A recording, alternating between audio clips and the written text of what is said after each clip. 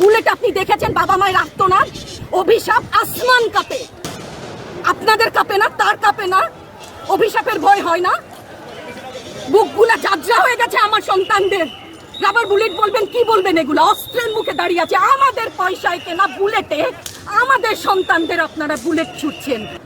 আমার শিক্ষকের গায়ে হাত, কত বড় অধ্যত্বপূর্ণ আচরণ! আর হবে না তো। আসেন, চালান গুলি, তুলে নিয়ে যান সেই ৭১-এর মতো। তো ২৫শে মার্চের কালো রাত, বুদ্ধিজীবীদের হত্যা শুনেছি, তো এখন দেখছি। আগে শুনেছি, এখন দেখছি। প্রধানমন্ত্রী বলে থাকেন যে স্বজন হারানোর বেদনা সে বুঝে, এই বিষয়ে সেসব জায়গায় বিভিন্ন জায়গায় মন্তব্য, আপনাদের কি বলা যায়? দেখুন, এটা ওনারটা অবশ্যই উনি বুঝেন। কোনো ওনার সময়ও আমরা কিন্তু একাত্মতা প্রকাশ করেছি।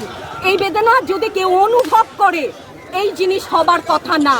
উনি যদি সত্যিই বুঝতেন, মুগ্ধের মা, অন্য যতগুলা শিশু থেকে শুরু করে, শিক্ষার্থী থেকে শুরু করে মরে গেলেই বেদনা বুঝবে। আমার ৬টা সন্তান যে ওখানে অনশনে আছে, তাদেরটা কে বুঝবে? বুলেট আপনি দেখেছেন বাবা মায়ের আর্তনাদ, অভিশাপ আসমান কাঁপে। আপনাদের কাঁপে না, তার কাঁপে না? অভিশাপের ভয় হয় না? বুকগুলা যাত্রা হয়ে গেছে আমার সন্তানদের। রাবার বুলেট বলবেন, কি বলবেন? এগুলো অস্ত্রের মুখে দাঁড়িয়ে আছে, আমাদের পয়সায় কেনা বুলেটে আমাদের সন্তানদের আপনারা বুলেট ছুটছেন। আর কত, আর কত? পুলিশ ভাইদেরকে বলি, ভেতরে তো আপনিও মানুষ, পুলিশ ভাই বলি না, ক্ষমা করবেন, মুখ থেকে বার হয়ে গেছে। তাদের ঘরেও সন্তান আছে, তাদের খোলসের ভিতরেও মানুষ। যারা এখনো ঘরে আছেন তারাও জানেন আর কতদিন ভয় পাবেন। ভয়েই থাকেন। একটা মারবেন 10টা আসবো, 10টা মারবেন লক্ষ আসবো। সারা দেশের মানুষ, মা বাপ সব একসাথে দাঁড়াবো। পরিবারগুলো থেকে যারা মায়েরা যারা আছেন তাদের উদ্দেশ্যে কিছু, তাদের কাছে তো হাত জোর করে ক্ষমা চাই।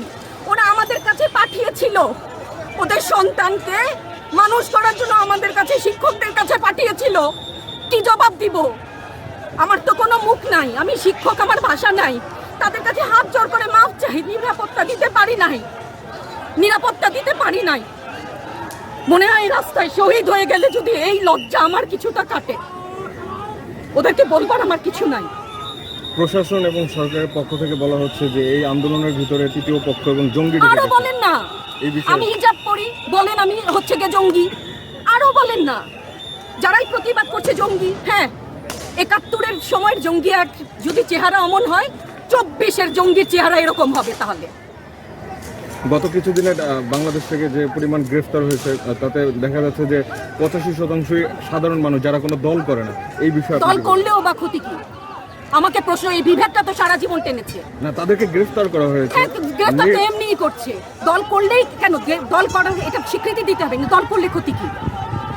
অধিকারই তো চাচ্ছি, সাধারণ মানুষের অধিকার চাচ্ছি, ক্ষতি কি?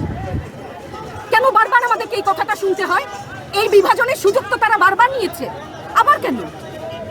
আমাকে ধন্যবাদ। আপনার সন্তানদের উদ্দেশ্যে যদি সর্বশেষ কিছু বলে দেন। আমাদেরকে মাফ করে দাও, কিন্তু পিছু হটবা না, ভয় পাবা না।